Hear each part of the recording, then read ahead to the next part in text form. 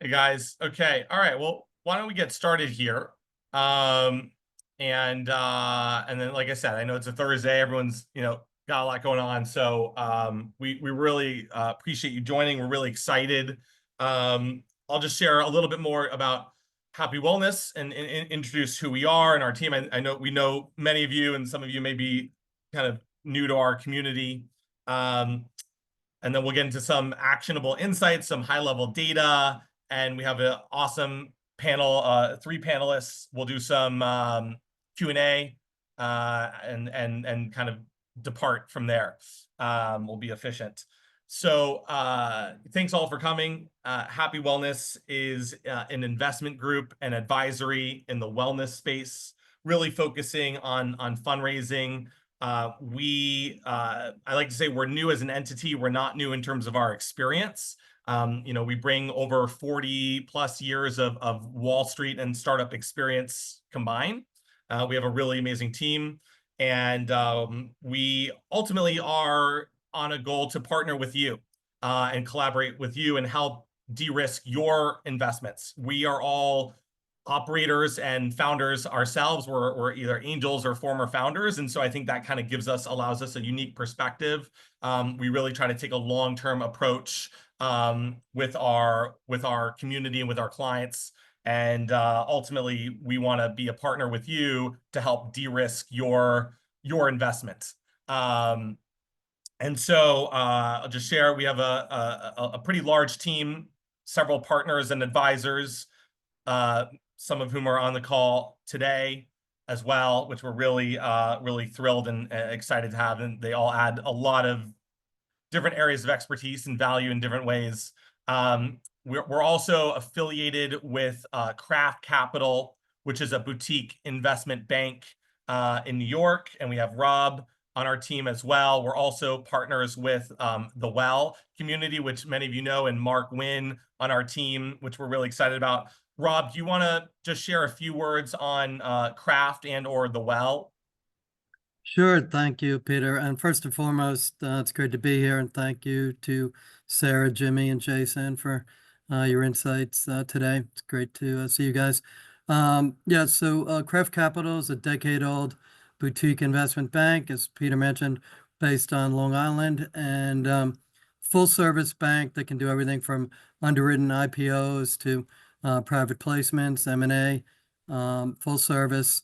We have a sales force as well. Proud to be affiliated with Happy Wellness Group and Peter and the rest of the advisors on the team. And I'm a licensed investment banker and been on board at Craft Capital since February of this year. So anything we can do for anybody on the phone, reach out to me. And also mention about the Well Network. We're going to be at the NRA show, the restaurant show in Chicago. We have an event on Monday night. Followthewell.com. We still have room there for RSVPs. It's at Taste 222 in Chicago, and we're partnering with Naturally Chicago on that event. So hope to see some of you. And even if you can't make it, if you know people who will be at NRA, let them know about our event and that we'll be at the show. Thanks, Rob. Well said. So yeah, as I said, lastly, we are a proxy to you, to the investors that we represent. Ultimately, we're here to support your ventures, de-risk your ventures, collaborate and partner with you to make things a huge success. And so with that said, we wanted just to share some high level macro data that we're seeing in the wellness industry, in the venture industry. We're not going to get into individual deals like Poppy or recent acquisitions. Kind of just keep it high level, and then we'll transition into our expert panel here, and we can talk about what's actually happening on the ground, on the micro level. So we'll just jump right in here. Global market momentum, the total health and wellness industry in terms of market cap is about 6.3 trillion. That was in 2023. estimated to probably double or nearly double within the next 10 years. And we'll talk about some of, what's driving that. What are the market forces here that's causing that? Several things. I mean, chronic diseases is something that there's a rise in, as we know, kind of in a post-COVID era as well. We have an aging population, so people are really focused on senior tailored wellness solutions. Mental health, as you know, I mean, awareness and consumer demand for mental health solutions, digital solutions, as well as personalized care and holistic care. People want things that are personalized to them, to their DNA, to their biomarkers, right? What have you, not a one size fits all approach. And that's what's really driving this market. In terms of just regional leaders, USA, obviously, the largest here at 2 trillion. China, about more than half of that, 870 billion. You have Germany, followed by Japan and UK. Where's the money flowing? Kind of the top revenue sectors that we're seeing, personal care and beauty. And there's probably some mental health in that as well. Nutrition and fitness and sports are your top three revenue sectors within wellness. And then what's going fastest? What are the things that are really that you need to be focused on? Well, we're seeing a lot of activity in wellness real estate. Kind of if WeWork was version 1, what is version 2? And we're seeing a lot of people talk about social wellness. How do you transform spaces that are work and play? And so that is a really hot sector right now. Obviously, wellness tourism, whether it be retreats, focusing on just, again, kind of adopting a hybrid remote lifestyle post-COVID is a huge market, about 500 billion. And corporate mental health, corporate wellness. I think employers, enterprise level companies are looking for corporate wellness solutions, digital health solutions. And so these are kind of really hot growing sectors that we're seeing. Let's talk about just some of the kind of the venture map as a whole. And again, wellness is a broad umbrella. You get into healthcare, consumer, it doesn't fit neatly into one box.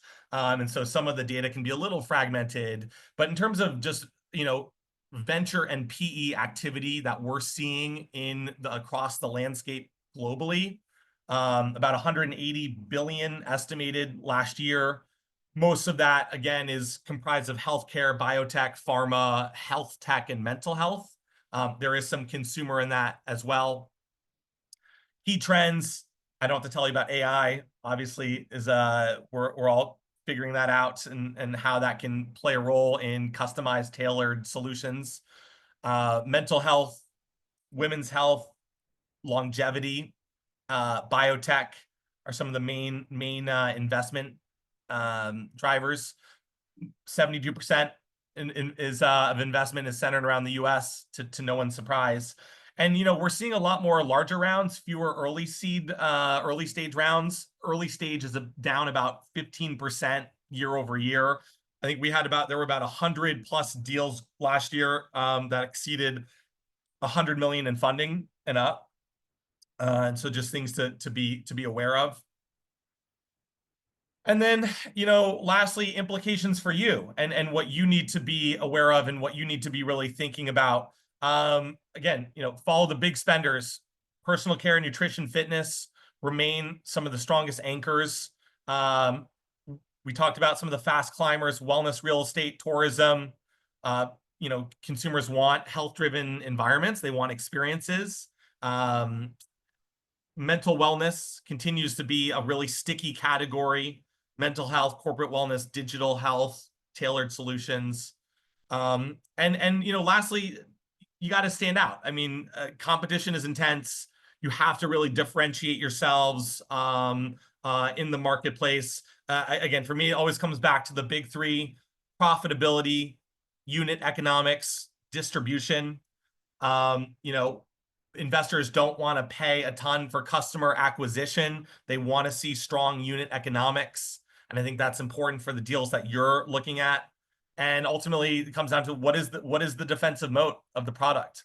You know, we're seeing a lot of IP that may not be that valuable, or you know, is under the IP umbrella, but what is really going to move the needle? And I think sometimes founders have a lot of uh, there's a difference of opinion in terms of what their IP is worth and what you value their IP to be. And so again, that's, you know, just pretty high level, just to kind of get your creative juices flowing, frame the conversation. I want to now bring on we have 3 rock star panelists, and if we can spotlight those folks, I want to introduce each of them. We have Jimmy Shen here, Jason Blank, and Sarah Romanko. We're really excited. These are, you know, really excited to have them here on our panel. Jimmy, why don't we just start with you, and you can just introduce yourself, share a little bit about 531. Yeah, sure. Hey guys, Jimmy here. I'm a founder, managing partner of 531 Capital with a co-founder of mine, Mark Rosenberg. We invest in pre-seed, seed, Series A within food and bev, nutrition, beauty, personal care, everyday household products, and also infrastructure that includes manufacturing, supply chain, more tech enablement, all within the better for you consumer health and wellness ecosystem. I've done, you know, more late stage consumer private equity over the last couple of years, more focused on buyout and late stage growth across all the different consumer verticals, from value chain to brand and also four-wall services. Awesome. Thanks, Jimmy. Sarah, you want to go next? Tell us about Geek Ventures. Yeah, absolutely. Hey, everyone. I'm Sarah. I'm on the investment team at Geek Ventures. We are an early stage VC firm that invests in immigrant founders to the US. We are sector agnostic within tech. So we're pretty much doing everything except like CPG, medical devices, and cryptocurrency. You know, looking forward to sharing more, I guess, about, you know, our thoughts on the mental wellness space later. Great. Thanks, Sarah. And last but not least, we have Jason Blank. Jason. Hey guys, nice to meet everyone. Thanks for having me. I'm Jason. I'm the founder of Blank Capital. We are a family office that invests in seed stage to late Series B or C sometimes. We're sector agnostic. We're very heavily focused though in CPG and wellness. And we love the well. We love the Happy Wellness Group. We love being in this space. And in the past 2 years, we've become quite active in terms of our deployment of capital. And it's just amazing to see how fast things are transforming with this industry. Yeah, no, absolutely. Things are moving fast, and that's why we're here. And so I think on that point, why don't we start? I'll start with you, Jason. You know, we talked about macro data. Obviously, you guys are the ones writing checks. You're boots on the ground. You're the decision makers here, right? The gatekeepers, if you will, of what's getting through and what's not. So I think your insights are going to be super valuable in terms of understanding what is your thesis, how are you approaching. I mean, I don't know, you know, hopefully some of what I presented resonates with you. Maybe it does, maybe it doesn't. You know, I'd love to either confirm or deny some of the macro data we're seeing, and ultimately just learn a little bit about your approach and yeah, your perspective on what deals are you saying yes to, and what deals are you saying no to on a high level. Maybe Yeah. Jason, if you want to go first. For sure. So we try to take a broad definition of wellness. I think wellness means a lot of different things to certain people. At a high level, we try, my wife and I, Elise, who's a partner, we try to check off maybe 3 boxes at a very high level. You know, is the product good for you as a person? Is it good for people as a society? And is it potentially good for the planet? If it checks off all three boxes, then, you know, that's a very, very strong indicator for us. We have different definitions of wellness then within each one of those, whether or not the product is functionally good for you, whether the ingredients are good for you, whether it's sourced sustainably or ethically, and how does it impact, obviously, the environment and the people in the community. So we try to take a broad approach to wellness. We've invested in that sense in everything from more traditional CPG brands like beverage companies, energy bars. We're investing in protein donuts. And we also like to invest in technologies and services that help support entrepreneurs and these businesses, as well as the individual consumer. So you mentioned personalization. That's an area we really love to focus on. We invested in a company, for example, called Allergy Amulet, which allows anyone to preemptively test food products and see what ingredients they have to hopefully avoid an allergic reaction. And yeah, in general, you know, if it's a good product, clean label, ethically sourced, and provides functional wellness, then we're interested. That's great. Thanks, Jason. Yeah, and I'm going to ask some follow-up questions after, but I want to also get Sarah and Jimmy's perspective as well. Sarah, maybe you can share a little bit about what you're saying yes to and your thesis. Yeah, absolutely. So I think what's interesting about us is that, you know, there's kind of like a few specific areas that we focus on, even though we're sector agnostic. So generally speaking, we say that we're excited about like AI, SaaS, like marketplaces, robotics. But within the wellness space specifically, we've looked at a few companies, and, you know, what's been really exciting about the ones that we looked at is so these were kind of like had some AI component to it. And so that's what really excites us. I think what's really interesting is how is the product really utilizing AI, and then how is it actually providing valuable recommendations to its target audience. So a specific example, there's a company that we looked at, it was kind of like a AI therapist in a sense. So it was using AI to make recommendations on basically like a normal therapist would, but it was using AI to basically pull in data that it had sourced from like proprietary data sets. And so I think when we're looking at like what makes a good wellness company specifically, we're looking at how is it differentiated, you know, because it is a growing market, like you said, definitely agree with that. Like how is it differentiated from like Calm or Headspace? What is the founder's backgrounds? Like, do they have like that specific domain expertise? I think that's like really important to us, just given that the company would be making specific recommendations. And then the final thing is just like, what about like why now? Like, why is this a specific company that makes sense right now, given the current market conditions? So hence why like AI therapist makes sense, because it's utilizing AI, it's using data. There's a strong demand for mental health, like you mentioned. So we're definitely seeing that. Thanks, Sarah. Yeah, Jimmy.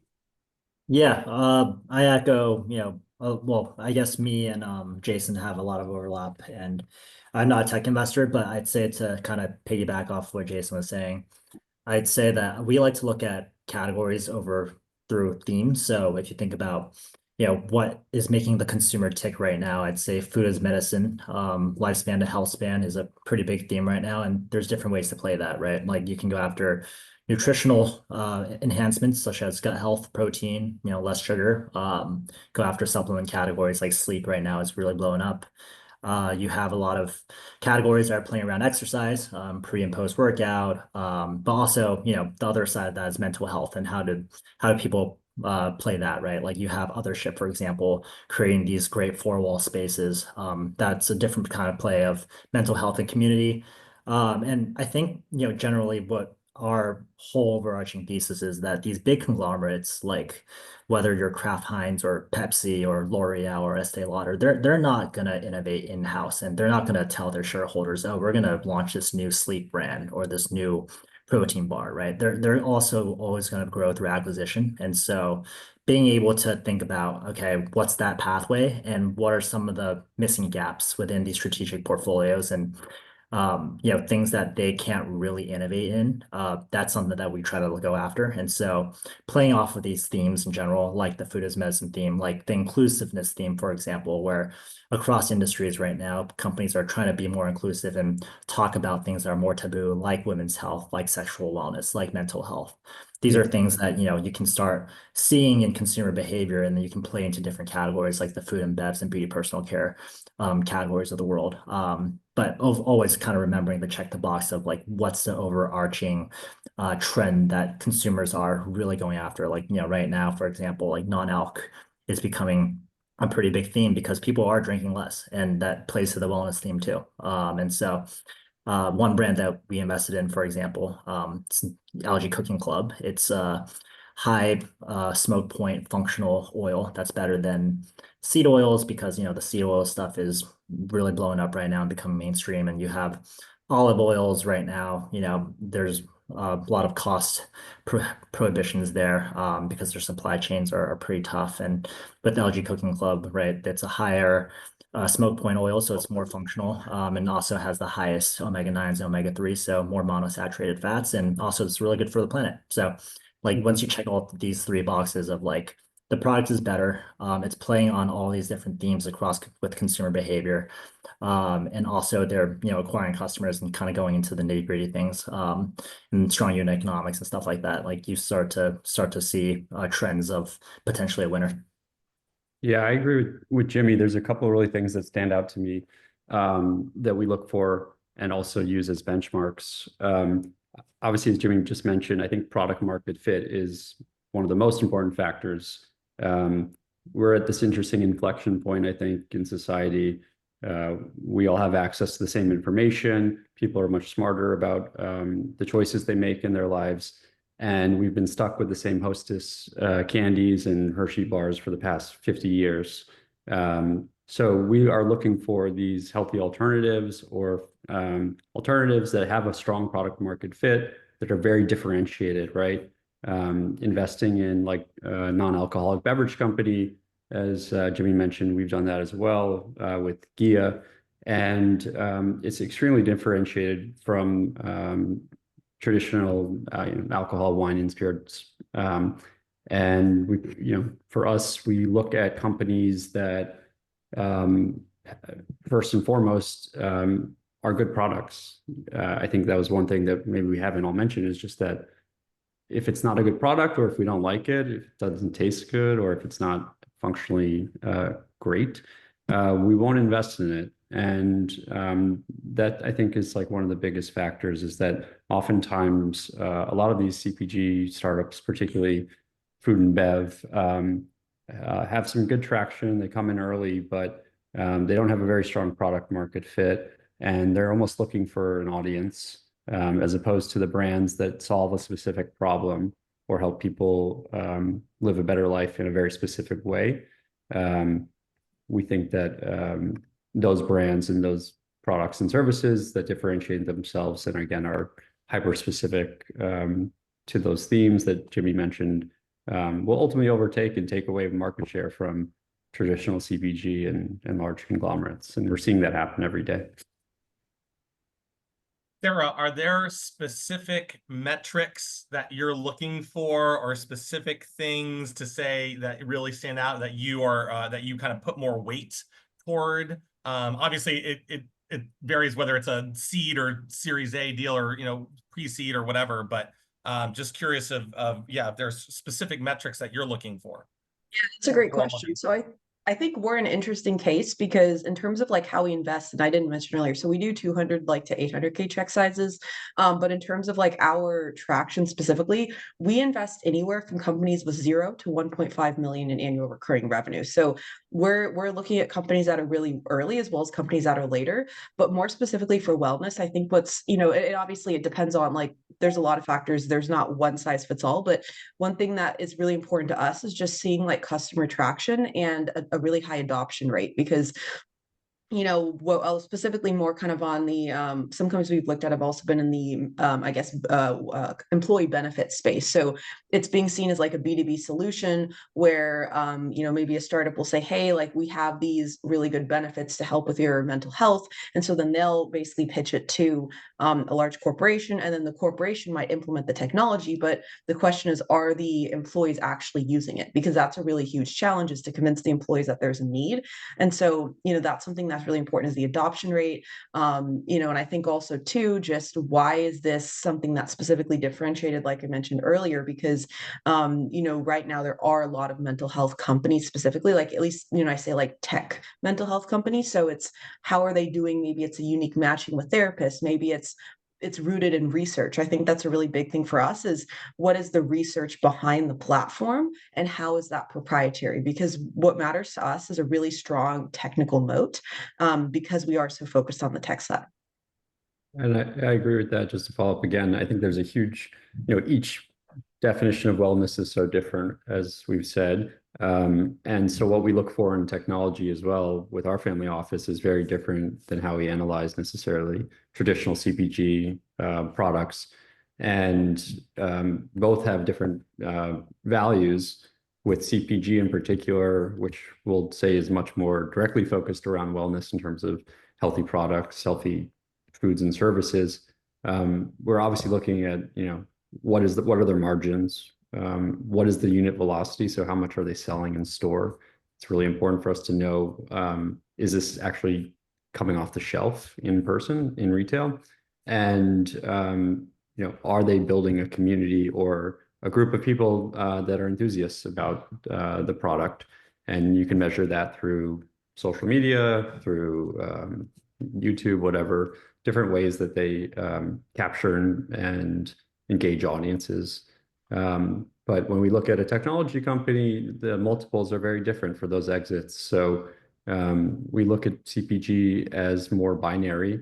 Either this company will go from 0 to 100 and be a success, versus something with technology, which could be more easily probably adopted or acquired or built into another large system or company. So whether it's technology, physical products, food, wellness, places, we have to take a differentiated approach ourselves to each one of those categories in terms of those benchmarks.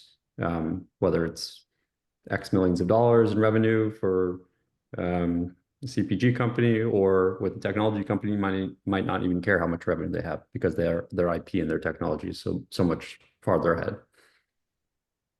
Yeah, I just on the CPG side for me, the reason why I'm so bullish on consumer venture capital is because, one, at least you have some revenue to go off of when you want to understand consumer behavior. And so how we like to approach it is a little bit more of a private equity approach to quantify our thesis. And so the number one thing that we like to look for, as kind of Jason iterated, was the community aspect of things, and the signs of a cult-like behavior with your consumer base. So whether it's the cohort analysis and understanding LTV, how many times is your consumer buying your product? Is it the second time because they forgot to cancel their subscription, or they're buying it third, fourth, and fifth time, right? And you can quantify this thesis in a bunch of different ways, whether it's velocities or repeat, or just looking at some of the levers that they can pull to continue to keep the consumer engaged and interested in the platform and the brand. Because at the end of the day, like, you can have a really good product, but if you're unable to bridge that to becoming a brand for consumers, then that's still a very tough thing to underwrite, from my perspective, right? Like, if you look at some of the acquisitions that happened recently, take Lesser Evil, for example, really, really great outcome. Hershey bought them, I think, for 800 million or 700 or something. And it's Lesser Evil isn't a popcorn brand anymore, right? They are in all these different categories because they've created, not just popcorn, but they're in puffs, they're in like these balls and stuff. It's like they are a functional snacking brand. They aren't a popcorn brand. Same with Kodiak cakes, right? They are a breakfast protein brand, not just pancakes anymore. And the ability to just cross-sell with the consumer, that's what you're trying to look for. And that's where you're trying to underwrite, especially with food and bev and beauty personal care. The other thing that you want to quantify is also always the long-term staying power, right? Like, is this brand a fad, or is this something that you can really get confident on? Like, this is something that's going to be here 10, 20 years from now, because you always want to leave room for strategics when it comes to acquisition, right? Like, strategics have been burned so many times, whether it's, L'Oreal buying a cosmetics brand, and then, unfortunately 30 other cosmetics brands have entered the market, and, the consumer has basically fled away from celebrity brand X for celebrity brand Y, right? Like, that's not staying power, that's a fad.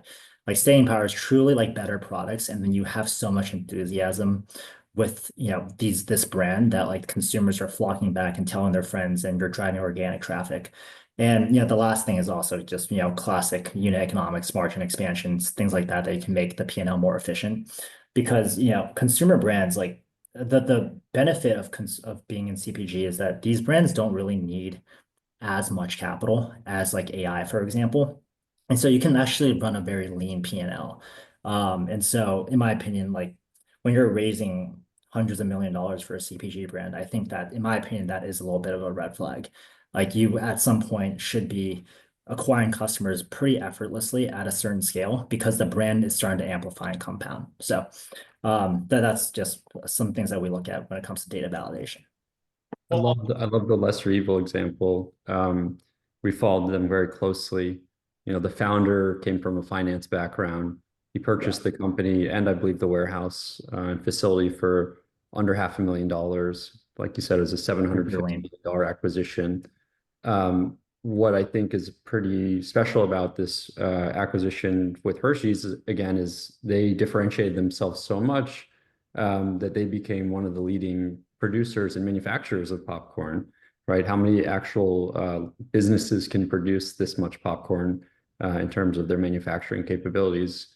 Hershey wants to be in this category. They want to be able to produce puffs and expand into other types of products outside of just their traditional chocolates. So for Hershey's, they're buying an audience, they're buying manufacturing and production capability, and they're buying unique IP, which is the product itself and the community. Jason, you and Jimmy, you both mentioned exit strategies. So I'm curious, in order for you to say yes to a deal, I mean, how much are you paying attention to? I mean, obviously, exit strategy is on the top of mind of any investor. The question is, to what extent, right? Is it something that you're heavily focused on in order for you to say yes to a deal right away? And are you looking at the existing cap table as well? And how much are you, or whether it's, you mentioned, strategics, whether it's corporate venture, are you paying attention to those things? Or are you just saying, oh, well, they've got a really great product, they've got great sales, we'll kind of figure it out. We'll kind of figure it out later, find the right acquirer potentially? Or is that a top of mind thing in order for you, or condition in order for you to say yes to something? Yeah, it's a top of mind thing. I'd say that, we do like to look at how much a brand has raised relative to how much revenue they're generating. I think if you raise $5 million, just get to like $1 million of sales, like that is a red flag, and something's not working in your unit economics, right? And it all comes down to just burn rate and just P&L management, and how you're able to optimize and make the supply chain or your COGS or your distribution more efficient. I'd say that, being able to really dig deep into the cap table, whether it's like understanding the cap stack, if there's, how much debt is on the company, if there's liquidation preferences from previous rounds, like, you have to really, really understand that to make sure that, one, the next investor isn't freaked out by your capital structure, but also, two, like, in the future, also, like, you have to think about dilution to the founder, right? Like, when you're like going after a growth equity or private equity, for example, as an intermediary for you to get to a strategic exit, you have to really, really think about, okay, if the founder is diluted to like 10% at this point, how involved are they really mentally?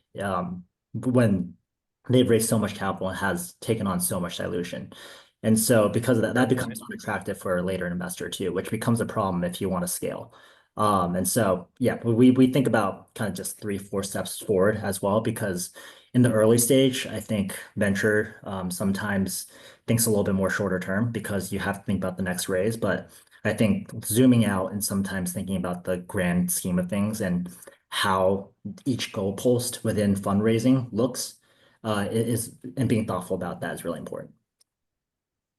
Yeah, I Yeah. think the point you mentioned on how much funding a company has raised in relation to their revenue, that's something that's really important to us, especially in the tech space, because now with AI, we are seeing companies that are able to go from like, I know one company I looked at, it wasn't in the health and wellness space, it was just like an AI company, but they went from 0 to 5 million ARR in 2 years. Too late for us, but because they were able to utilize AI effectively and they were able to have fewer team members. And so I think it's really interesting because if we're seeing an AI company that is, that doesn't have a lot of revenue and they've raised a lot of capital, that's a huge concern for us. So I think whether it's in the CPG space or in the tech side, we really want to see not a lot of money raised. And then also we'd like to see smaller, leaner teams because of AI, because of other technological developments, companies are able to raise less money and still have a lot of revenue. Yeah, and I think also those are really great points, both Jimmy and Sarah.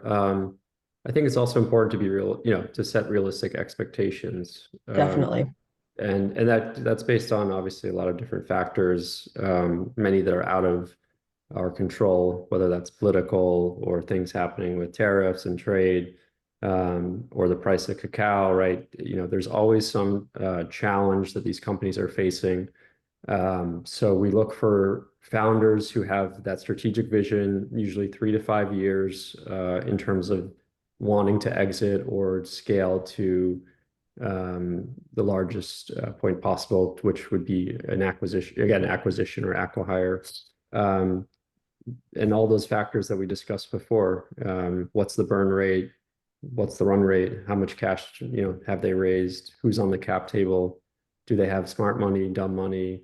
Are there, celebrities involved that have nothing to do with this category or whatnot? And there's just a million different things that we obviously have to like factor in, but one of the most important is being aligned with the founder on that timeline. And so, yes, every company we invest in, we are asking those questions.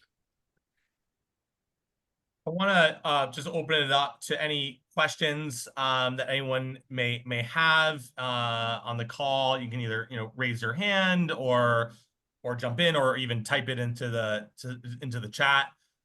Just wanted to see if there was anything that obviously this is a community of investors, so I'm sure a lot of this is resonating with everyone who's listening. But yeah, feel free. I'm going to open this up just for a few minutes. If there's any questions here for our panelists.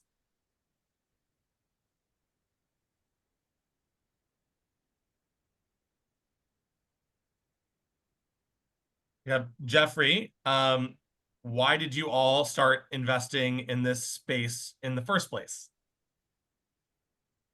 I guess I can kind of Thanks, Jeff. start. So, I mean, I'm not as good of an answer for this question, just because we are more generalist, but I think specifically why we're really, like what's interesting about the health and wellness space is that it's becoming more of an expectations instead of a nice to have. It's kind of like the vitamin versus painkiller approach, because consumers are not only seeing it as a necessity, and because just like COVID has made mental health more of a discussion, less of a discussion, but more of something that people are talking about. It's like an urgent need. And then also too, I think a lot of like corporations are saying like their employees are just expecting there's going to be mental health support. And so I think it's just becoming, it's seen as, hey, like our employees need this, consumers need this. And so there's just a growing need overall and this is more kind of at least on the tech side, but also, on the CPG side, consumers are just demanding it.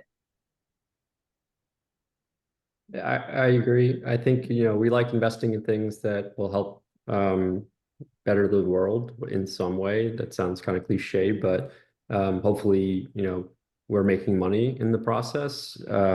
If we're being perfectly honest, we're looking for asymmetrical bets that have large upside and opportunity.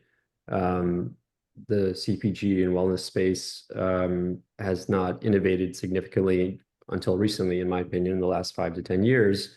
Now we're starting to see that exponential growth, and there's a ton of opportunity. So again, we're looking for these binary outcomes, and people forget also, and maybe associate CPG as kind of a less sexy, or wellness as a less interesting or sexy kind of investment category as tech and AI and robotics or this or that. But generally, these are the most strong fundamental foundational businesses that we have in our country.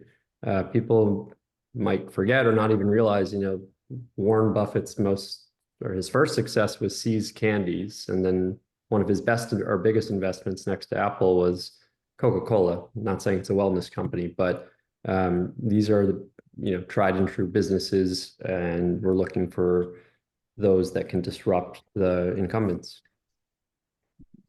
Yeah, I'd piggyback off of what Jason said. I love CPG, but I think one, I just have a huge passion for health and wellness, and I think brands and how it's tangible, how brands make people feel is incredibly contagious. And from my perspective, when I was, when I left investment banking to private equity, and I focused on consumer, we invested in a lot of brands in the beginning, but also I saw fund sizes grow, and a lot of these private equity funds that raise larger and larger funds no longer are able to invest in seed, Series A, Series B investments anymore. They go a lot more upstream.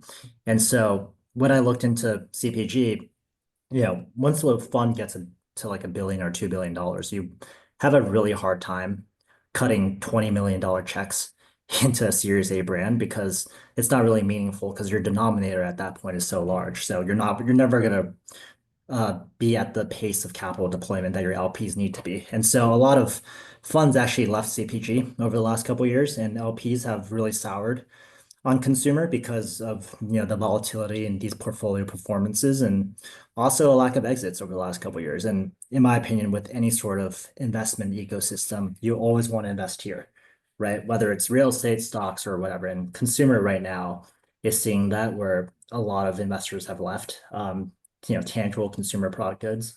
There's not that many funds out there that are truly having institutional and domain expertise in this space. And so I saw white space too. And so I felt like there was an opportunity to take a private equity rigor towards consumer venture capital, because you have data to go off of in consumer, unlike, a pre-revenue biotech startup, for example. And so because of that, you can quantify the thesis a lot more. And as I said earlier, these strategics don't innovate, right? Like they truly, like PepsiCo isn't going to come out with the next protein bar, right? They're going to leave it to M&A to do it, because that's the only thing they really know what to do is and they're really good at is infrastructure and being able to provide that for distribution, right? They can really blow brands up, but they're not going to innovate in-house fast enough because there's too much bureaucracy internally. So that's my 2 cents. And that's why I'm always going to be bullish on CPG, because these conglomerates will never get off that hamster wheel to just keep on buying versus building internally. I think the most recent statistic I saw was that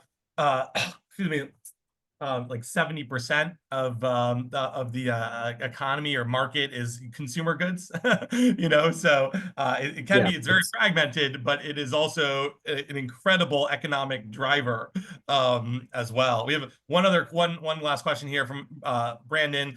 How would you classify a diagnostic company like Superpower or Function, and valuations for CPG multiples or tech multiples? We're seeing more blur between CPG and tech.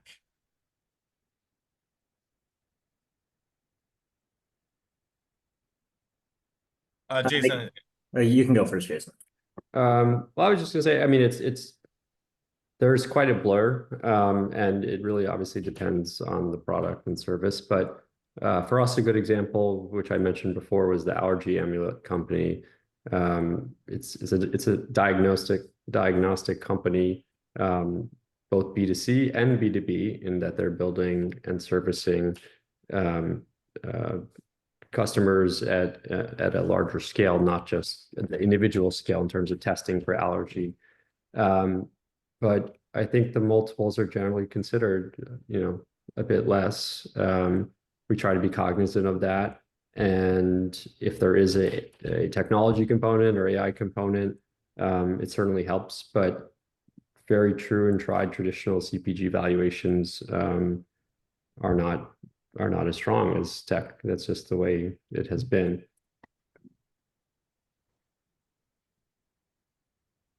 Fair enough. I just add on to that I'd say with CPG you have to be so much more valuation disciplined, in my opinion, because our exits aren't in the tens of billions. You're not IPOing, RX Bar or whatever. It's going to go to a strategic, like most likely, or private equity, right? And so because of that, like our exits are looking like more of the hundreds of millions versus the tens of billions. And so a company like Superpower can really scale it because the unit economics and how you retain a customer and all of that, like the tech that goes behind it, you can have multi-billion-dollar outcomes with technology companies. But with CPG, like consumer products, you just don't scale like that, honestly. And it's also still a tangible product company, right? So there's COGS, there's a lot of other things that weighs down profitability, and that's at the end of the day, what you're valuing off of. And so because of that, like the most optimal exit for a CPG brand is always going to be acquisition. And like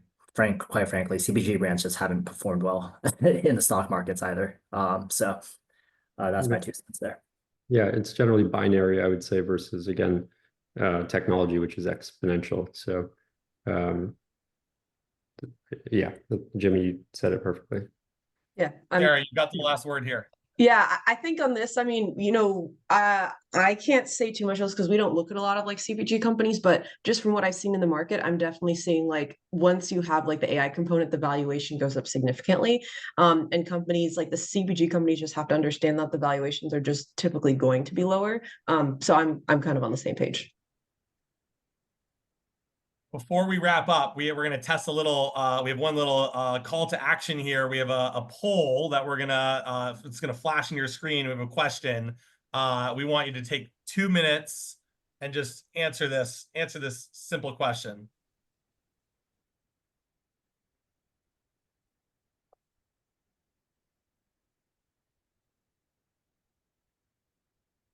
These results may appear somewhere else in the near future.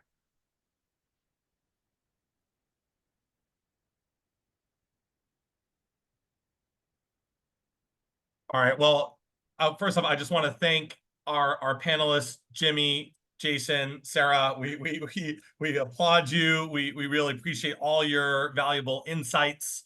And just thank you for participating in our first of hopefully many to come.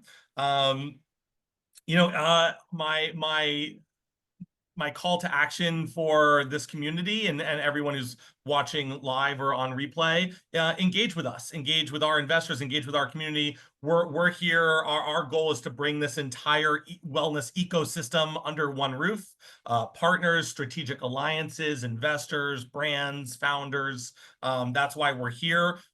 We want to support your ventures and help de-risk your ventures, both either on the fundraising side, on the advisory side. So please reach out to any of the panelists. You can reach out to us. Happy to make any introductions. That's what we're here to do.